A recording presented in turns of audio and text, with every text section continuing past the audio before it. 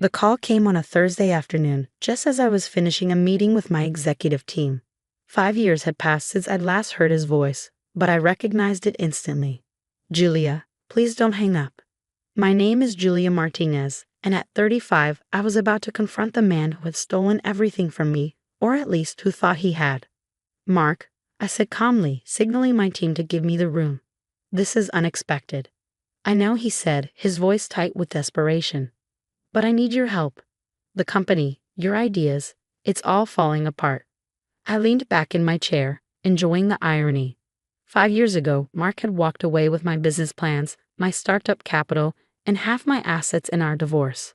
Now he was calling me for help. My ideas? I kept my tone neutral. I thought they were all your ideas, Mark. Isn't that what you told the investors? He had the grace to sound uncomfortable. Look, I know I handled things badly. Badly. I cut him off. You stole my business plan for an eco-friendly home goods company, convinced our investors I was unstable during the divorce, and launched everything under your own name. I'd say badly is an understatement. Julia, please, I'll admit everything. I'll make it right. Just help me save the company. You're the only one who really understands how it all works. Of course I understood how it worked. I'd spent 2 years developing the business model while Mark worked his corporate job, nodding along with my ideas, offering suggestions, all while quietly meeting with patent lawyers behind my back. Send me the financial reports, I said finally. All of them, then we'll talk. After he hung up, I sat in my quiet office, thinking about the path that had led to this moment. The late nights working on business plans while Mark encouraged me to follow my dreams. The carefully cultivated relationships with eco-conscious suppliers. The innovative designs for sustainable household products that would change how people thought about everyday items. Then came the day I found the emails between Mark and his lawyer discussing how to patent my ideas before I could. The day I discovered he'd been meeting with our potential investors, painting me as an unstable dreamer while positioning himself as the business-savvy realist who could make it all work. The divorce had been ugly. Mark had played it perfectly. The concerned husband worried about his wife's grip on reality. By the time it was over, he had everything. The business plans, the investor contacts, even our house. I left with nothing but my determination and a secret he never discovered. My phone buzzed. Rachel, my best friend and now chief operating officer. Well, she asked when I answered. Was that the call we've been waiting for? It was, I confirmed. He's desperate. Perfect. I could hear her smile. Should I set up the meeting? Not yet. Let's see what the financials tell us first. Rachel had been there through everything. The discovery of Mark's betrayal, the divorce, and most importantly, the planning that followed. She knew what this moment meant. The financial reports arrived an hour later. I spread them across my desk, but I already knew what they would show. After all, I've been watching Mark's company, Davidson Eco Homes, very carefully for the past 5 years. I'd seen him take my careful, sustainable business model and push it too far, too fast. He'd expanded recklessly, compromising on the eco-friendly materials I'd sourced to cut costs. The products looked good but weren't built to last. The opposite of everything I'd envisioned. Now it was all catching up with him. Customer complaints were mounting, retailers were returning defective merchandise. The carefully crafted image of sustainability was cracking, revealing the profit-driven reality underneath. My phone rang again. Sarah Chen, my lawyer. I saw Davidson Eco's latest quarterly report, she said without preamble. Their stock is tanking. Is it time? Almost, I replied. Mark just called asking for help. Perfect timing. The paperwork is ready whenever you are. I smiled, thinking about the documents sitting in my safe. The ones Mark never knew about because he'd been too busy stealing my obvious ideas to look for the deeper ones. Give me a week, I said. I want to see him squirm first. After hanging up, I walked to the window of my office, my real office, not the small space I'd kept as a decoy these past 5 years. 40 stories up, with a view of Seattle's skyline that Mark would have killed for. He had no idea what I'd been building while he played with his stolen company. No idea that the small consulting firm he thought I was running was just a front for something much bigger. Rachel appeared in my doorway. The team's ready for your update. I nodded, gathering my thoughts. My real team. the one that had been working in secret while Mark built his house of cards. They were waiting in the conference room: Rachel, my COO, Michael, my chief of product development, Lisa, my head of sustainable supply chain, and a dozen others. All people who believed in my original vision and had been willing to work in the shadows until the time was right. Mark called, I announced, taking my place at the head of the table. Davidson Eco is failing, just as we predicted. Their key 3 numbers are worse than we expected, Michael added, pulling up a spreadsheet. Quality control issues, supply chain problems, customer complaints, it's all falling apart faster than projected. I nodded. Which means we need to accelerate our timeline. Is everything ready? Lisa spoke up. Our factories are fully operational. The first production run of actual eco-friendly products is complete. Marketing materials are ready to go. We just need your word. And the trademark issue? I asked, looking at our legal counsel. All clear, James confirmed. We own the rights to everything they don't even know exists yet. This was what Mark had missed in his rush to steal my obvious ideas. Yes, he'd taken my initial business plan, my designs for basic eco-friendly household items. But he hadn't known about the real innovations. The ones I'd kept separate, developed in secret even while we were married. What about the investors? Rachel asked. Are they still on board? Even more so now that Davidson's stock is dropping, I confirmed. They've seen the problems with his approach and they're ready for something authentic. The meeting continued as we refined our plans. 5 years of preparation was about to pay off, but timing would be crucial. Later that evening, as I reviewed Mark's financial reports, my phone buzzed with a text from him. Have you looked at the numbers? When can we meet? I took my time responding, making him wait just like he'd made me wait 5 years ago when he was stealing my dreams. Finally, I typed, tomorrow, your office, 10 a.m. His reply came instantly. Thank you, Julia. You won't regret this. Oh, but he would regret it. He just didn't know it yet. That night, I pulled out my old journals, the ones where I first sketched my business ideas. Mark had stolen the surface plans, the obvious concepts, but he'd missed the real innovation hidden in those pages, the technology that would revolutionize how sustainable products were made. While he'd been building a company based on marketing and appearances, I'd been developing something real, something that would make his stolen ideas look like child's play. Rachel called as I was getting ready for bed. Are you sure you want to meet him at his office? She asked. We could do this on our turf. No, I said, thinking about the expensive office Mark had built with my stolen ideas. I want to see his face when it all falls apart in his own territory. Just be careful, she warned. He manipulated you once. That was a different me, I reminded her. He has no idea who he's dealing with now.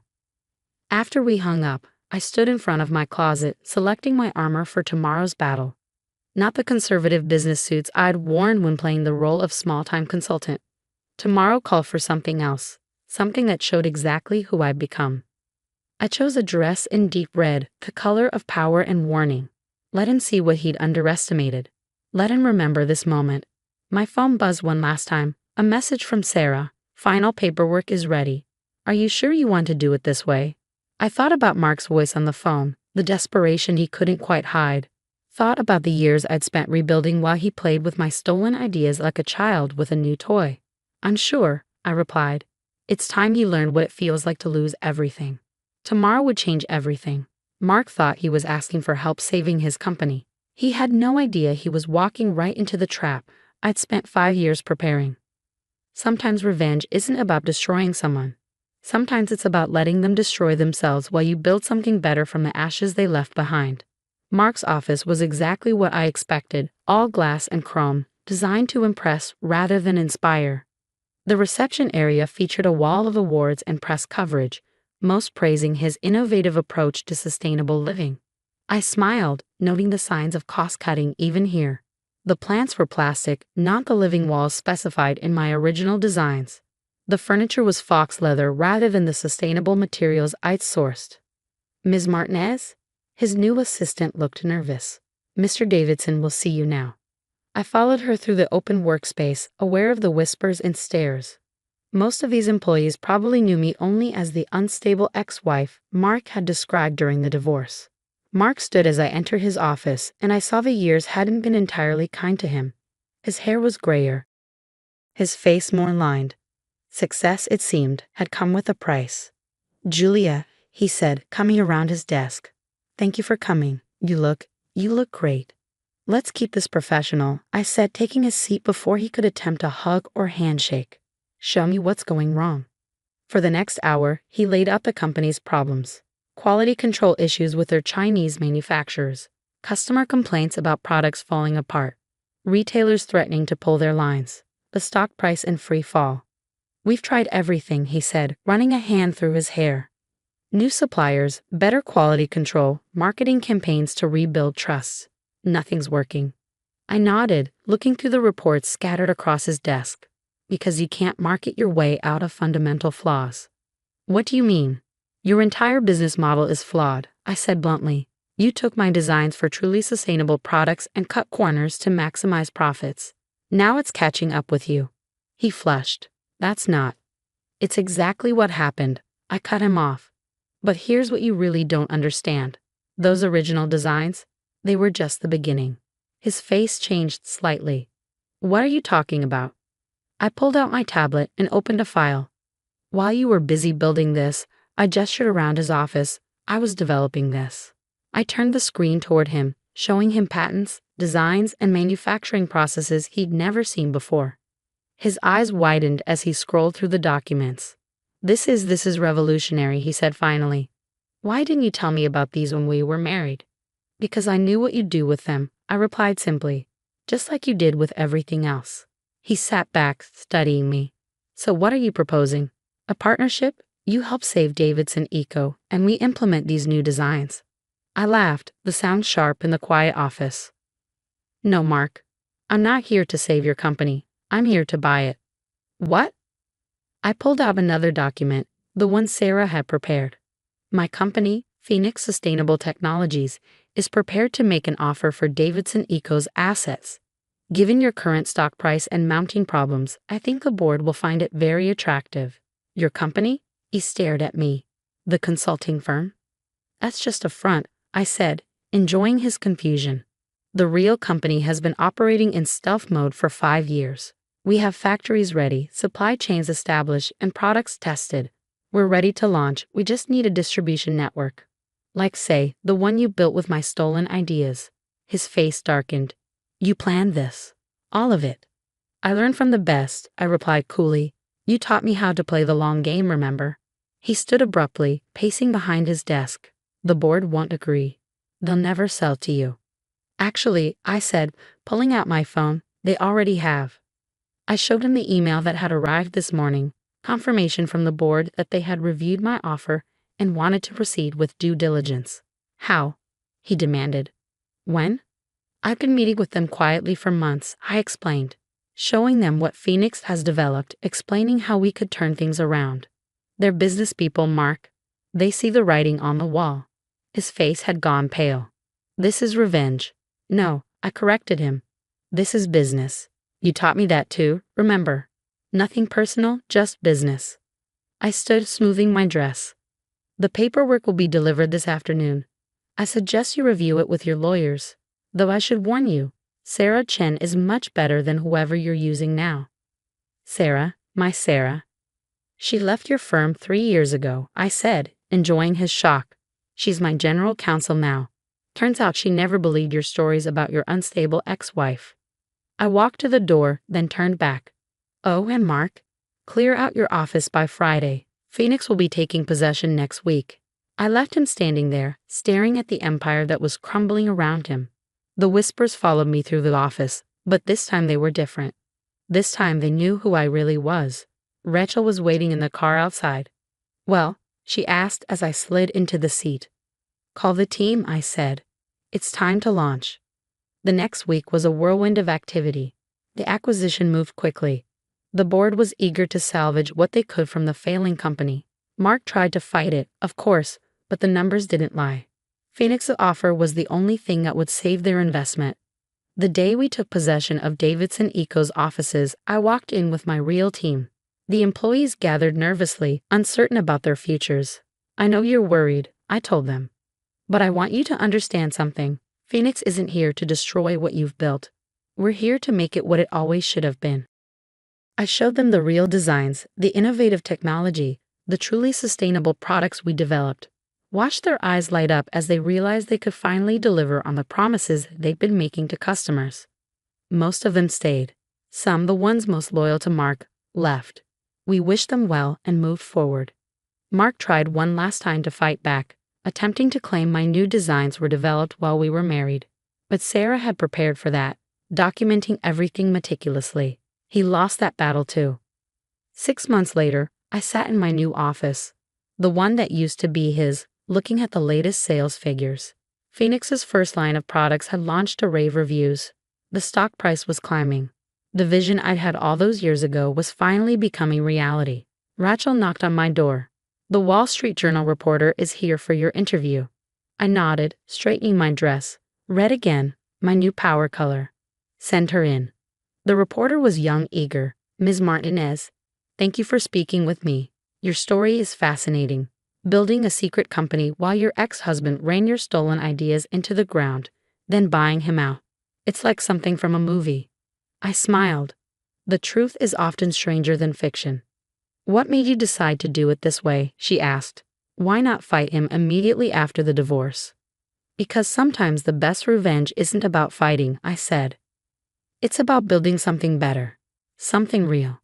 After she left, I stood at my window, looking out at the city. My phone buzzed. A text from Mark. "You won. Are you happy now?" I thought about the journey that had brought me here, about the woman I'd been 5 years ago, devastated by betrayal, and the woman I was now, about the difference between revenge and vindication. "I was always going to win," I texted back. "You just didn't know what game we were really playing." Then I turned off my phone and went to meet with my team. We had real work to do, building something that would last long after the story of betrayal and redemption was forgotten. Because in the end, success isn't about beating someone else. It's about becoming who you were always meant to be, even if someone else's betrayal is what finally pushes you there. Sometimes the best revenge is simply becoming exactly who they said you couldn't be.